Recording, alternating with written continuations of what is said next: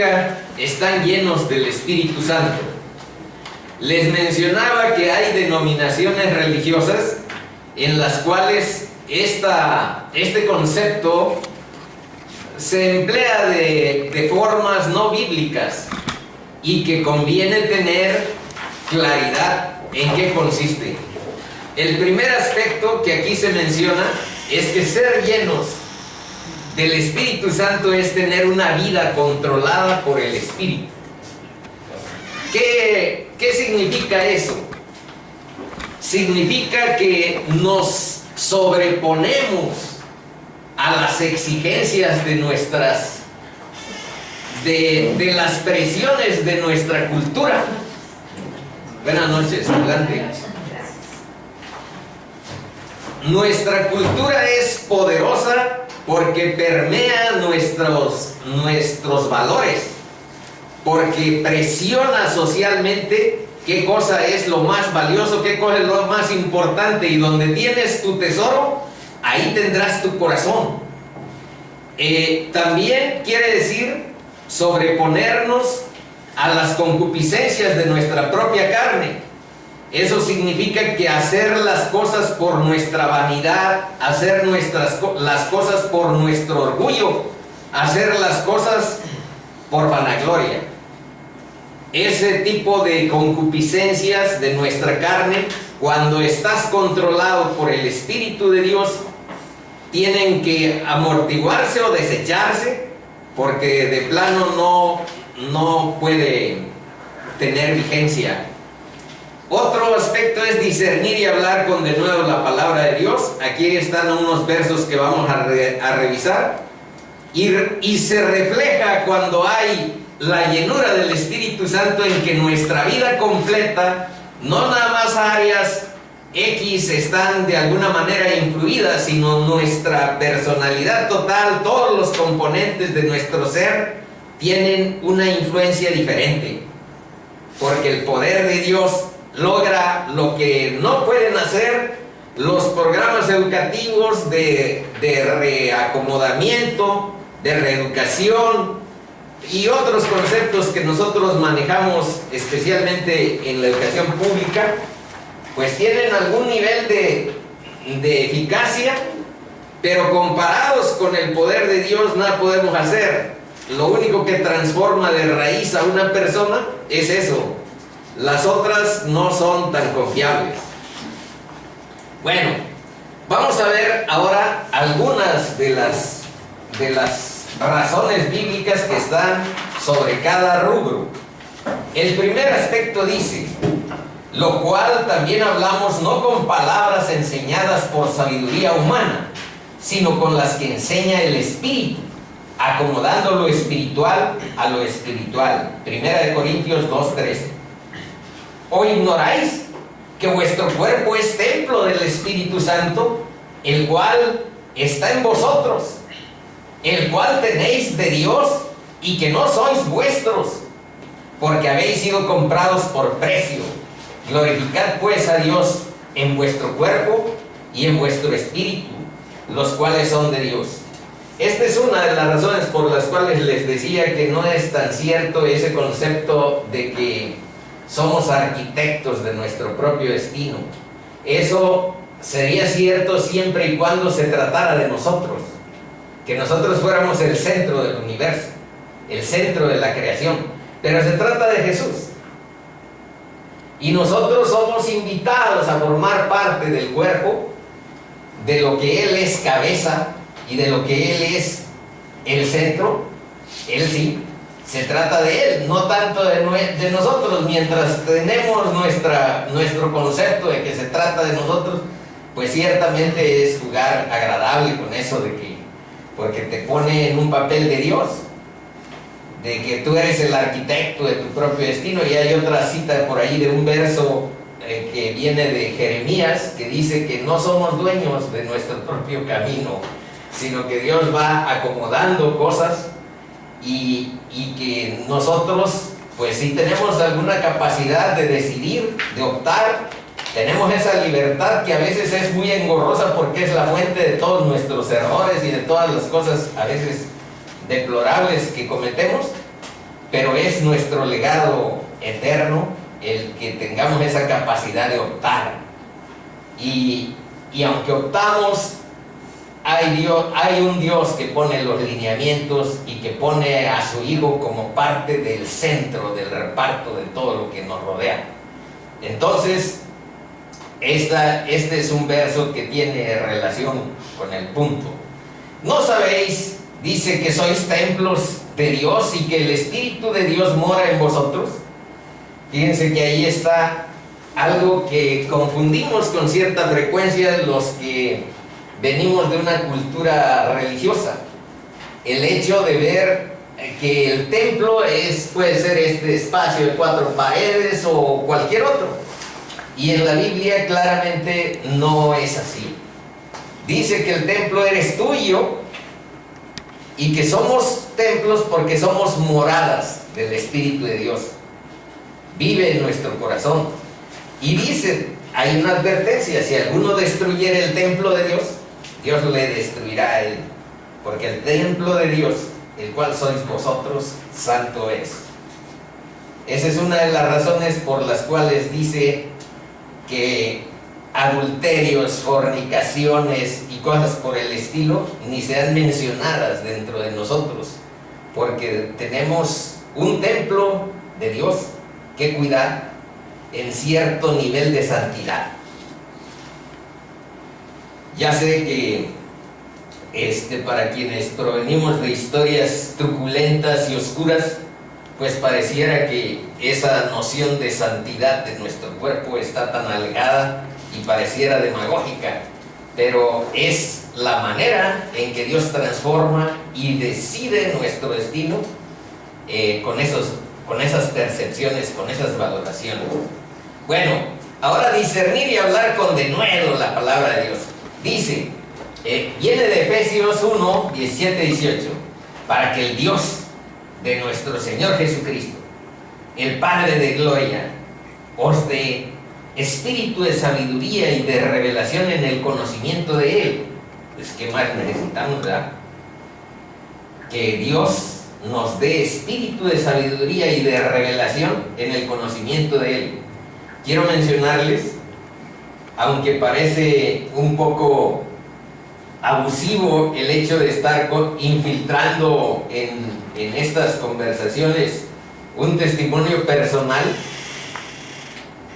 quiero decirles que en mi vida secular yo fui especialista en métodos de comprensión de lectura, a los de la maestría, a los de la licenciatura. Digamos que traté de mostrarles caminitos, formas de entender y de sacar mapas conceptuales, de sacar cuadros sinópticos, de sacar redes semánticas, etc. ¿Con qué objeto? Comprender la lectura, comprender textos, comprender palabras. Pero con todo y que era especialista, cuando leía la Biblia, mi cerebro rebotaba. Nunca entendí bien de qué se trataba la Biblia. Por eso les puedo decir, por testimonio, que cuando uno se acerca a la palabra de Dios y dices, este cacho no, o sea, como cualquier libro, te acercas, esto no, esto me cae mal, esto sí me parece bonito. O sea, vas cortando como que tú eres el que decides. Entonces, hay un poder que tú no conoces que te hace rebotar de la lectura bíblica. Y sencillamente puedes estar intelectualmente entendiendo las ideas o algún flujo de conceptos que están ahí más o menos dichos en un texto, pero el significado concreto se te escapa. Se te escapa. Hay un momento, por eso vean lo que dice: para que el Dios de nuestro Señor Jesucristo, el Padre de gloria, os dé espíritu de sabiduría y de revelación. Eso es lo que pasa en alguna ocasión en nuestra vida. Hay un espíritu de revelación de la palabra, y cuando encuentras esa luz, entonces no tienes otro camino más que considerar que la palabra de Dios es de Dios. Es de Dios. Y por ende, no la puedes estar macheteando, seleccionando, haciendo antologías como si se tratara de cualquier otro libro. Es la palabra de Dios, alumbrando los ojos de vuestro entendimiento para que sepáis cuál es la esperanza a que Él os ha llamado. Esa esperanza es gloriosa. Justificar nuestra vida llena de inmundicia, limpiar nuestros pecados y perdonarlos. No hay nada más sacro ni nada más importante para la vida de un hombre que haber sido perdonado por el Dios que creó los cielos y la tierra. ¿Y cuál es nuestra esperanza? Pues nada más tener vida eterna en Cristo Jesús. Y lo digo así con un poco de sorna, nada más, porque ¿qué más podemos esperar? Que haber resuelto nuestro ser eterno y tener una eternidad que no está al albedrío, ni está en veremos, ni está a expensas de una condenación por lo que nosotros hayamos hecho y porque no reconocimos nunca la luz de Jesús como el camino, la verdad y la vida para regresar al Padre. Entonces es importante que busquemos ese camino, que nos acerquemos a esa luz y seguramente encontraremos la misericordia de Dios, su gracia para rescatarnos de nuestra vana manera de vivir. ¿Y cuáles son las riquezas de la gloria de su herencia en los santos? Y reposará sobre él el Espíritu de Jehová. Este es de Isaías. Isaías es, desde mi perspectiva, uno de los escritores más, ¿cómo les diré?, sofisticados, finos. Tiene una prosa hermosa. Y ahora vean lo que dice: y reposará sobre él el Espíritu de Jehová. Y vean qué características tiene el Espíritu. Aquí hago primero las características. Espíritu de sabiduría y de inteligencia. Oigan, estamos hablando de el poder de Dios que creó los cielos, la tierra y el universo. La ciencia que nosotros conocemos no nos ha dicho cuál es el origen de la vida. La ciencia que nosotros conocemos, yo tengo cultura científica, pero no ha encontrado en qué consiste el origen de la materia. Tampoco podemos encontrar una explicación desde la perspectiva de la que estamos hablando sobre el carácter eterno de la vida humana. Sí sabemos que este tabernáculo, le dicen algunos, este cuerpo morirá, pero hay una entidad en nuestro corazón que no muere. Y eso no está resuelto por explicaciones con características humanas. Solo la sabiduría humana, de Dios, es capaz de encauzar eso. Ahora, a propósito del nombre de Dios, aquí lo voy a poner como los hebreos lo conocen.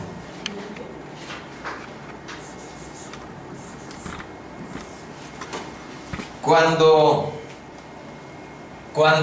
Moisés le preguntó: oye, pero ¿quieres que vaya a ver a los egipcios y al faraón? Y si me preguntan quién te manda, ¿qué les voy a decir? Pues les digo que te manda Dios, que vas de parte de mí. Sí, pero ¿cómo te llamas? ¿Qué nombre tienes? Entonces, yo soy el que soy. Ese es.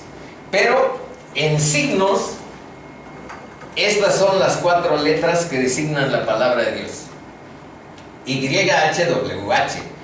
Por eso, si hay una traducción que dice Yahvé, a mí me parece más correcta. Yahvé. Pero si hay otra que dice Jehová, pues hay una asociación de organizaciones bíblicas unidas, algo así, que es la que nos va filtrando ese nombre. Ahí lleva un H, obviamente.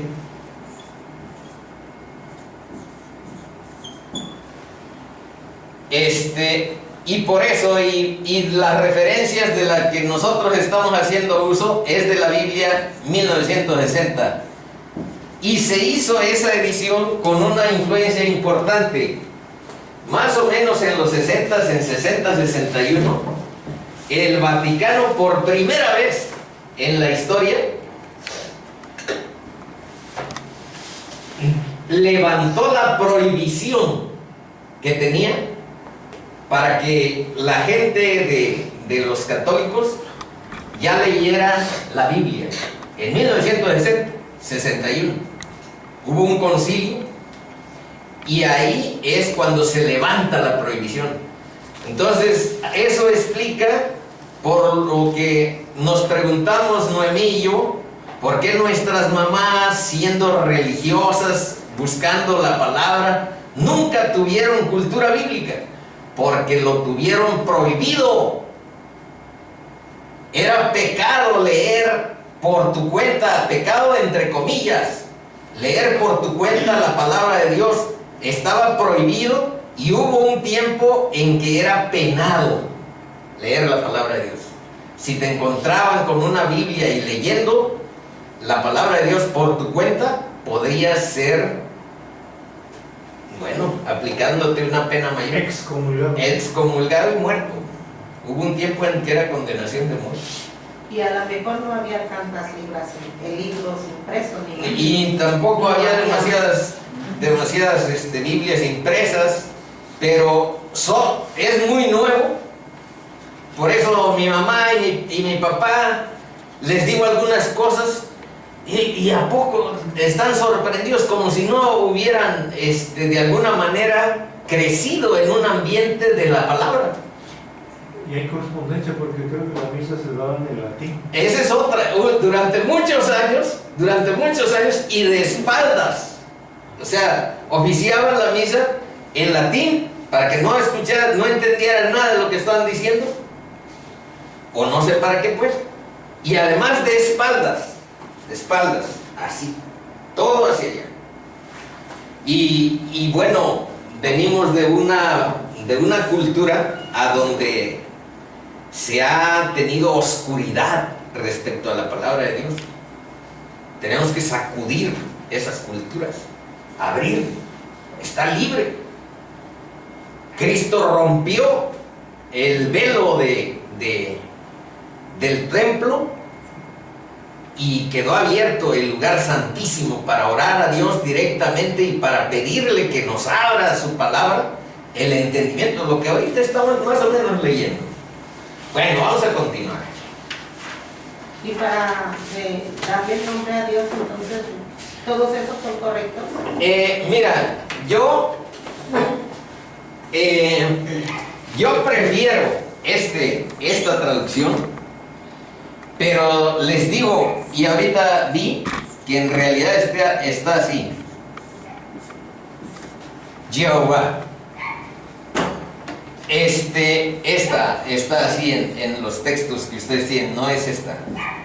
Pero como andaba guiando, pues me confundí. El nombre es ese. Las traducciones varían, y si me preguntan cuál me parece a mí, después de ciertas aproximaciones a buscar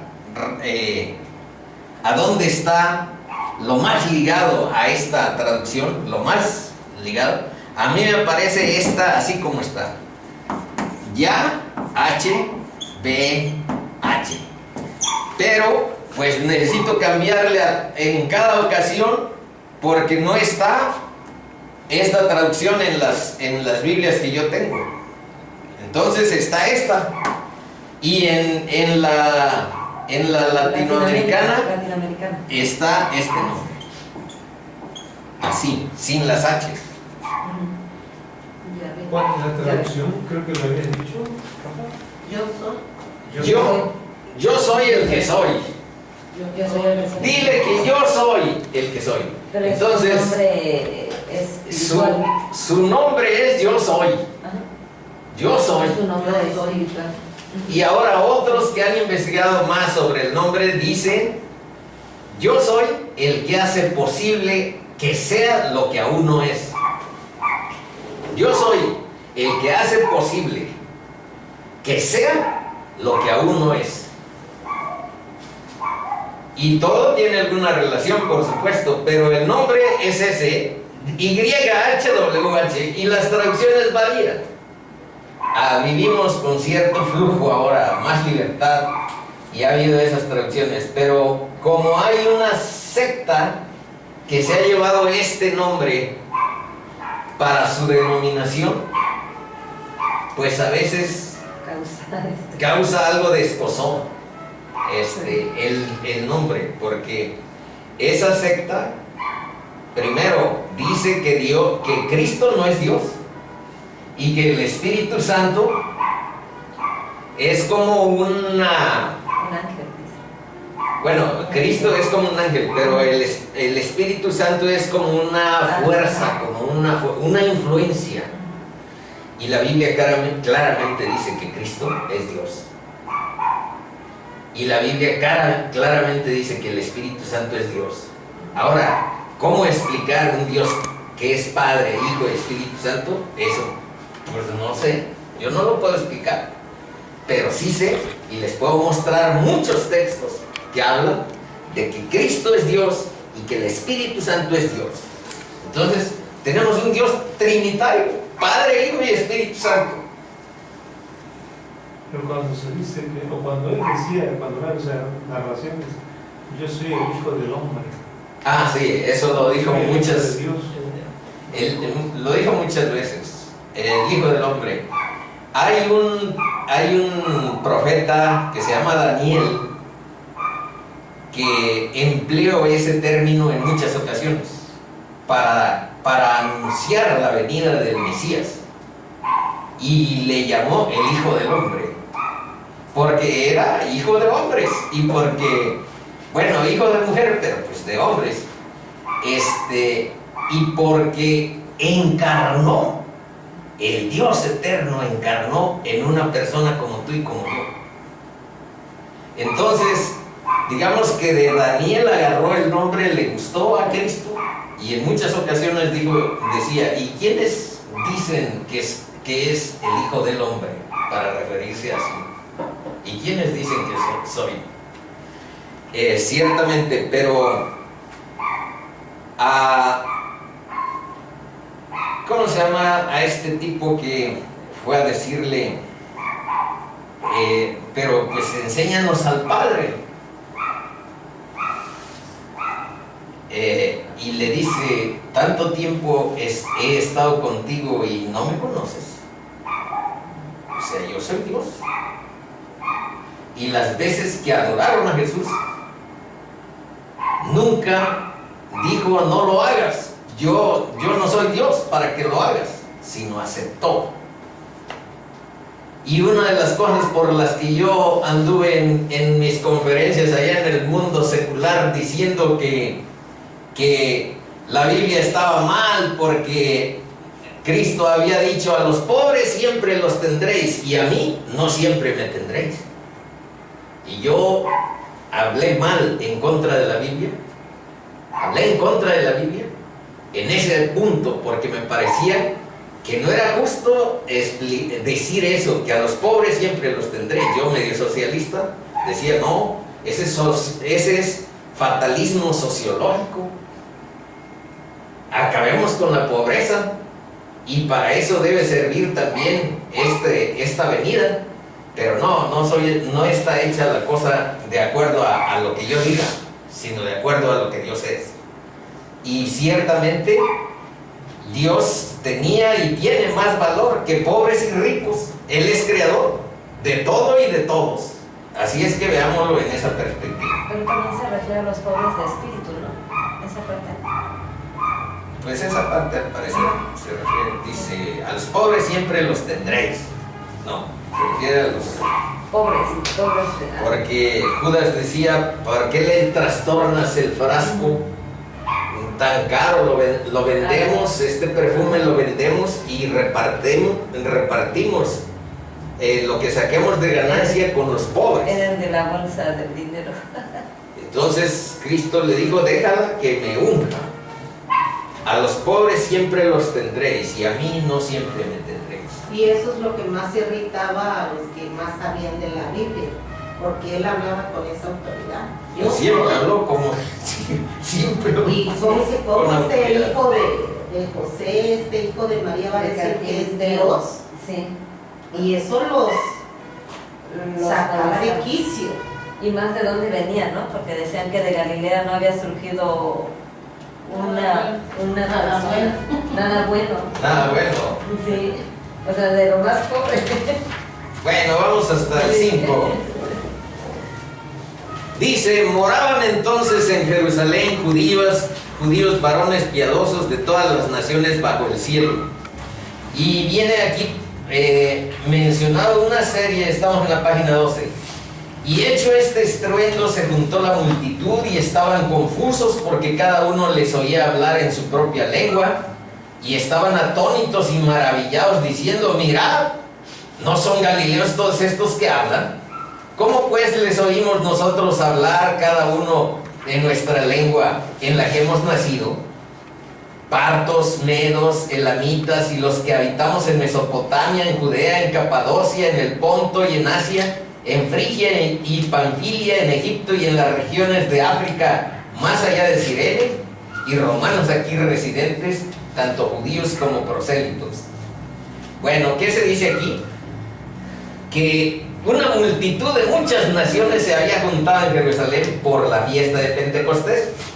Así es que estaban enfiestados y venían, como sucede en algunas comunidades todavía, de concentración, especialmente, por ejemplo, comunidades como Tlapa, que son multiculturales, pluriculturales. Bueno, cuando hay fiestas se dan esos cruces de culturas. Pero en el caso de los judíos vienen de muchas partes, venían para celebrar las fiestas a las que convocaba Dios, y se reunían de todas esas partes que mencionan. Dice, muchas de estas personas posiblemente eran las mismas que en la Pascua hace 50 días.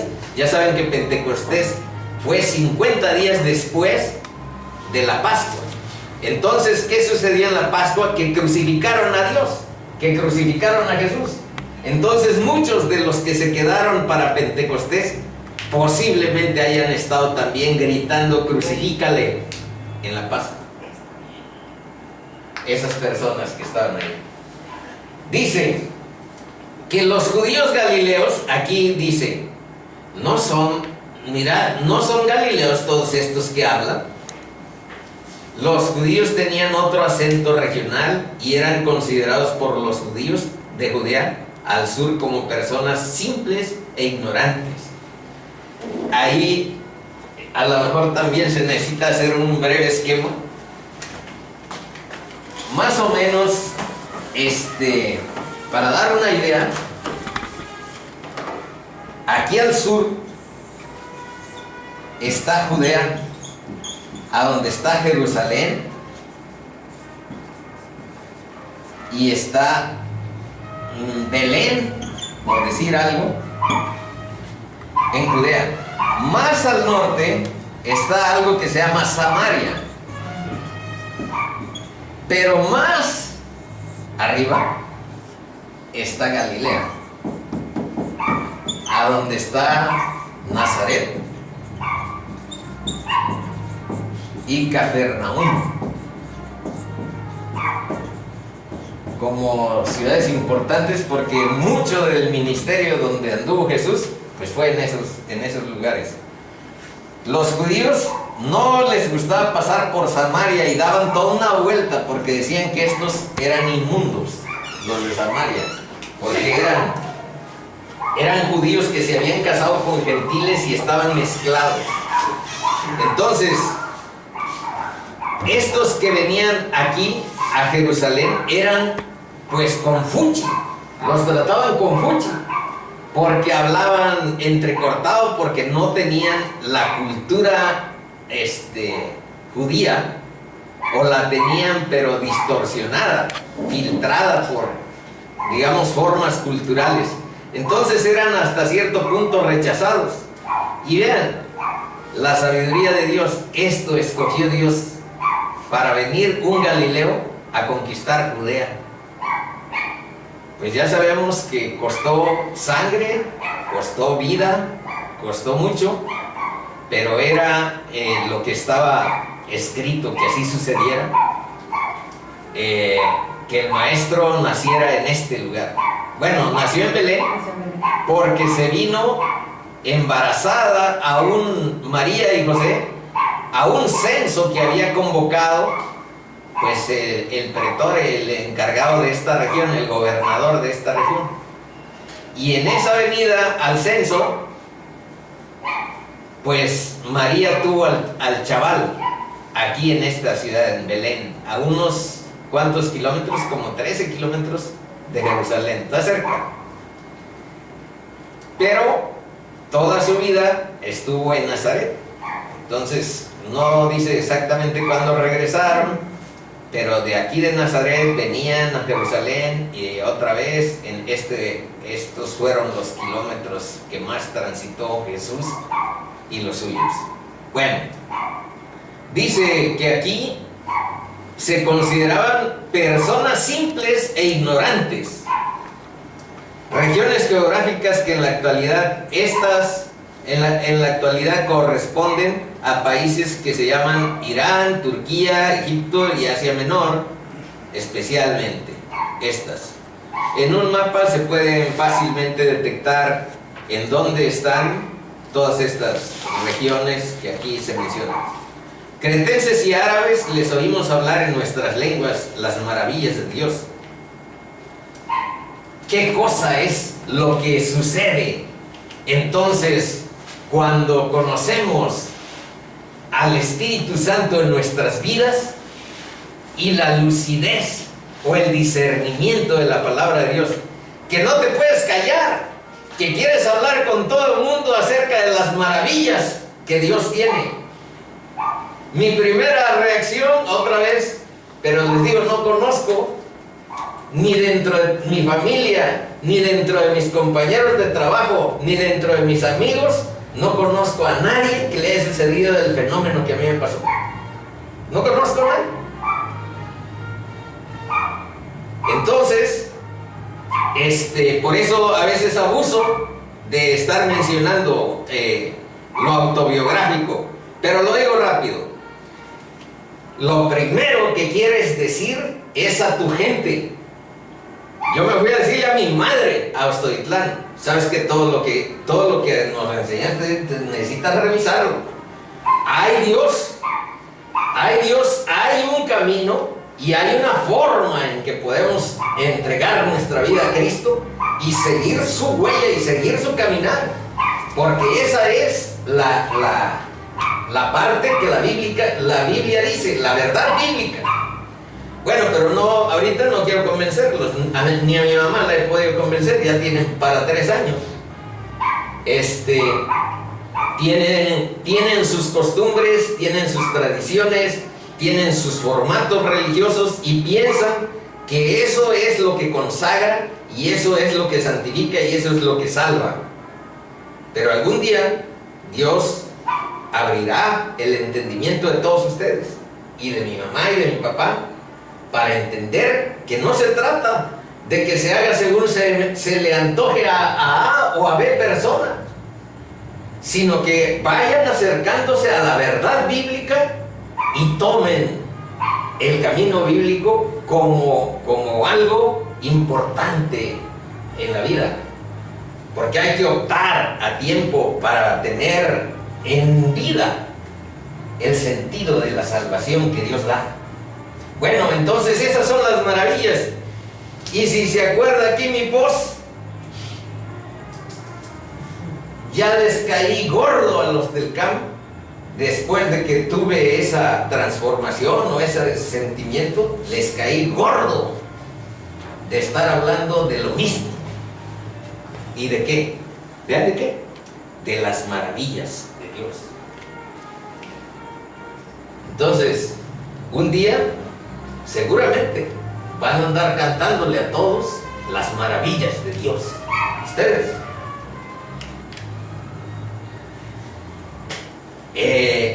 Porque Dios es misericordioso. Y Dios espera que nos salvemos todos y que libremos nuestra eternidad de acuerdo a lo que Él dispuso en Cristo Jesús. La puerta está abierta, no hay discriminación y no hay filtros de naturaleza X. Entonces, pienso que todos ustedes también sabrán lo que es andar diciendo las maravillas de Dios al mundo y tener la necesidad imperiosa de hablar de Dios. Porque no hay nada más importante en tu vida que haber encontrado la verdad eterna. Porque no hay nada más importante para nuestro ser que encontrar a Cristo como la salvación para tu inmundicia y tu pecado. No hay nada. Que me den mi grado en el camp de máster o de doctor, pues bienvenido para mientras ando ahí en el pataleo del mundo secular por mi trabajo y lo demás.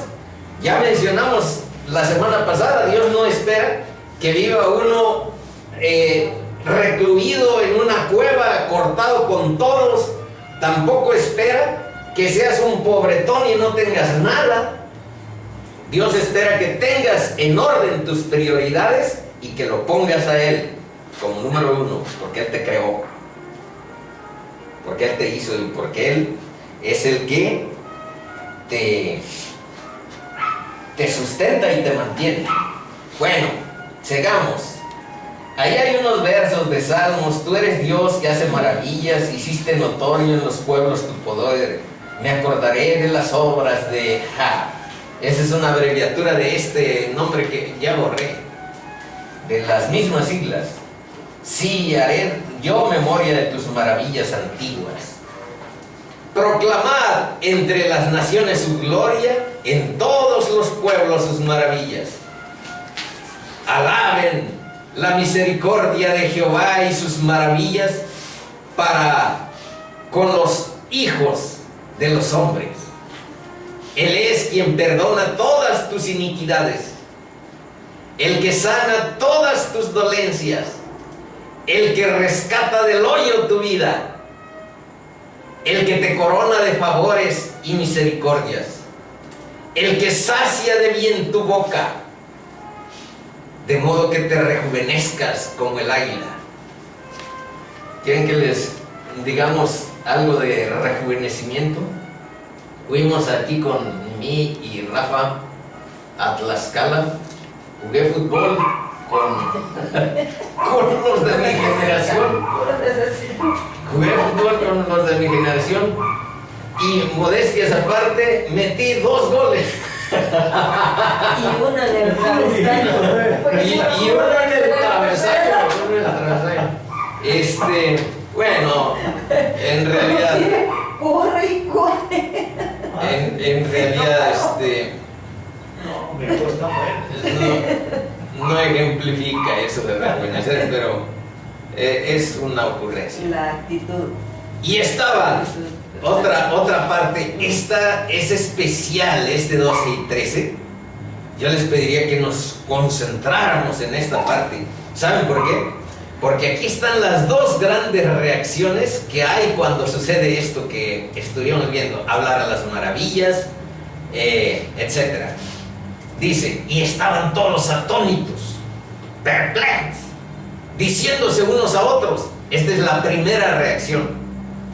¿Qué quiere decir esto? Hay una reacción, hay unas gentes que aunque les caigas gordo, ya no me hables tanto pues de eso, ya habla de otras cosas. Aunque les caigas gordo, se quedan con la pregunta, ¿qué quiere decir esto? O sea, quieren investigar, quieren indagar, quieren encontrar la explicación, la causa, la razón. Y eso, aleluya, decimos los cristianos, por los que queden en esta. Pero hay otros, más otros, burlándose. Decían, están llenos de alcohol, están borrachos. Y también, ya con la poca experiencia que yo tengo, casi 3 años, también te consideran o loco o medio, es que alguna parte de tu cerebro no quedó bien, algún tornillo te dejaron suelto, no muy apretado, necesito un apretón. Bueno, burlándose. Entonces estas son las dos reacciones. Vamos a ver qué dice de la primera. Dice, ¿dónde está el rey de los judíos que ha nacido? Porque su estrella hemos visto en el oriente y venimos a adorarle. Oyendo esto, el rey Herodes se turbó. Esto lo puse para ejemplificar lo atónito y lo perplejo que se da en varios momentos. Herodes había comprado con plata el título de rey de los judíos y durante toda su vida fue lo que más deseó lograr, rey de los judíos. Y llegan unos magos de Oriente y le dicen, ¿dónde está el rey de los judíos que ha nacido? Imagínense, por eso mandó matar a todos los niños, porque él era el rey de los judíos. ¿Quién es el rey de los judíos? Ya en alguna ocasión podemos indagar quiénes eran los magos. Más o menos hay datos en la Biblia sobre dónde provenían y se remontan al mismo libro de Daniel que hace rato mencionamos. Dice, y todos se asombraron de tal manera que discutían entre sí diciendo, ¿qué es esto? ¿Qué nueva doctrina es esta que con autoridad manda uno a los espíritus inmundos y le obedecen? Otro verso que habla de asombro, de perplejidad, de estar atónito. Estamos hablando ahora vamos a ver algo de los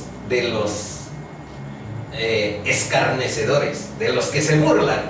¡Ah, qué Dios! Eso no se ha probado. Allá también de mis compañeros de Ayotzinapa, algunos obviamente detestan que alguien hable de Dios. Y otros, muchos, ponen bendiciones, ponen saludos, nomás que de un Dios que no es el bíblico a veces, de un Dios que es a modo, un Dios que se acomoda a tus intereses, pero no es el Dios bíblico en muchas ocasiones. Bueno, el Dios bíblico ese no es amoldable, no se pone a tus intereses, a tus conveniencias, a lo que te guste.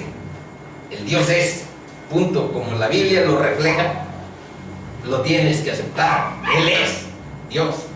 Y si lo piensas amoldar a tu gusto, a tus intereses, a tu forma, a tu conveniencia, pues eres tú el Dios. No estás respetando las características y los atributos del Dios eterno. El Dios de la Biblia es eterno y tiene su propia identidad, intocable, santa, perfecta, misericordiosa y amorosa. Dice Proverbios 1, 22 y 23. ¿Hasta cuándo, oh simples, amaréis la simpleza? Y los escarnecedores y burlones. Bueno, aquí dice, y los burladores desearán el burlar. Y los insensatos aborrecerán la ciencia. ¿Hasta cuándo? ¿Hasta cuándo? Y dice, volveros a mi reprensión. Vuélvanse a mí. He aquí yo derramaré mi espíritu sobre vosotros y os haré saber mis palabras. Eso les dice Dios a los escarnecedores, a los insensatos, a los simples. Simples se entiende como ignorantes, como gentes que demasiado banales, demasiado superficiales en todo. Y esta es una advertencia para los burlones, pero no está rubricada por mi corazón. Bueno, sí, también, porque es la palabra de Dios, pero quiero decir, no tiene ninguna dedicatoria. No conozco aquí ningún burlón. Ciertamente Él escarnecerá a los escarnecedores y a los humildes dará gracia. Dios siempre prefiere a los sencillos y a los humildes. Yo, como ustedes me conocieron, puedo firmar la hoja de la soberbia, del orgullo, de la vanagloria, porque esa fue mi identidad en toda mi vida laboral. Andar montado en el orgullo, andar buscando la vanagloria y actuar con una actitud de soberbia frente a todo.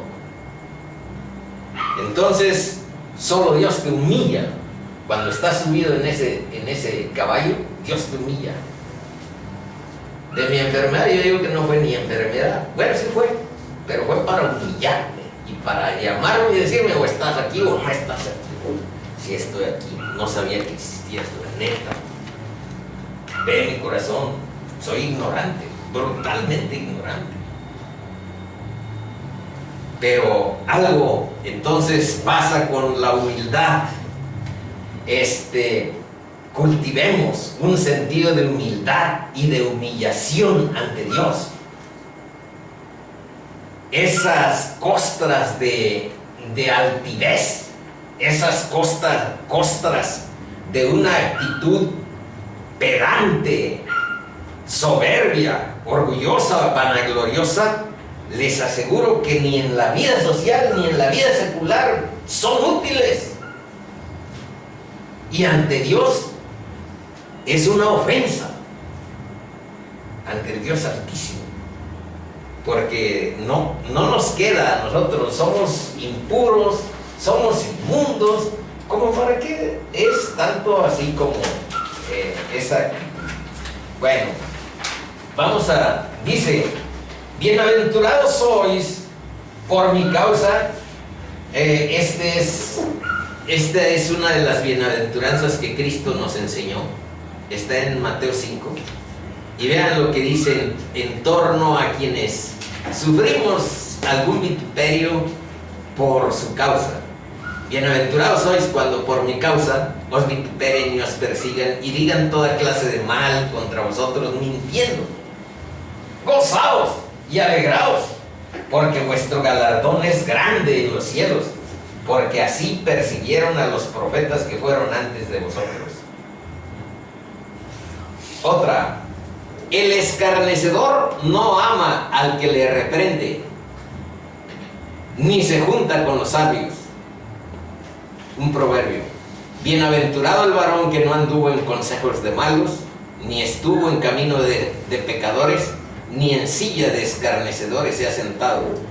Esto está en el Salmo, en el primer Salmo de los 150 que están en el libro, y es el primer verso de los Salmos. Dice una bienaventuranza, quiere decir felices, dichosos aquellos que no andamos o no andan en consejos de malos, ni en silla de pecadores, no estuvo en camino de pecadores, ni en silla de burlones se ha sentado.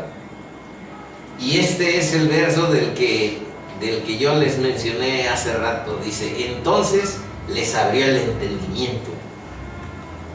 Yo era maestro de lengua y literatura española, experto en comprensión lectora, y reboté todas las veces que intenté entender la Biblia.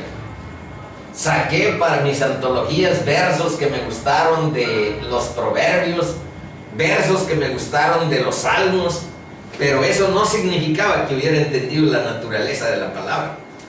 Hasta que un día, esto es un verso en realidad, no es que esté yo hablando de otra cosa. Entonces les abrió el entendimiento para que comprendiesen las Escrituras.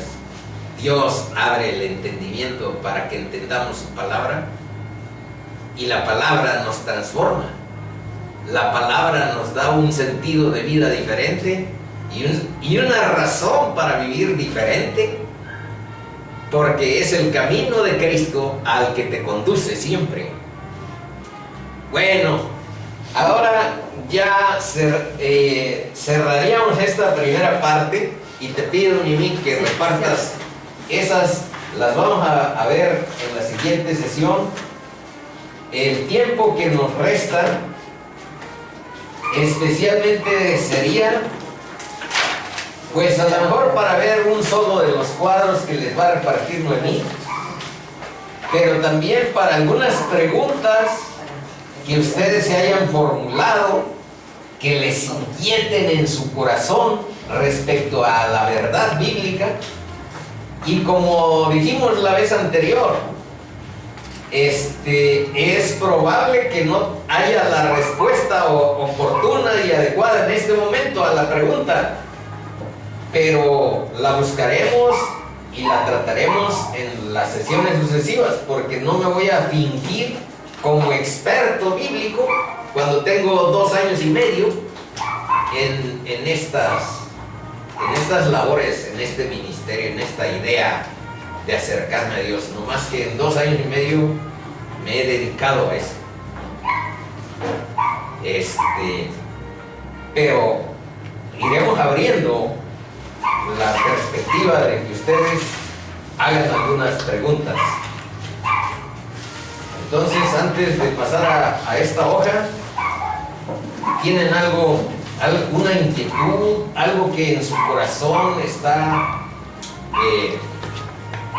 pidiendo explicación, luz?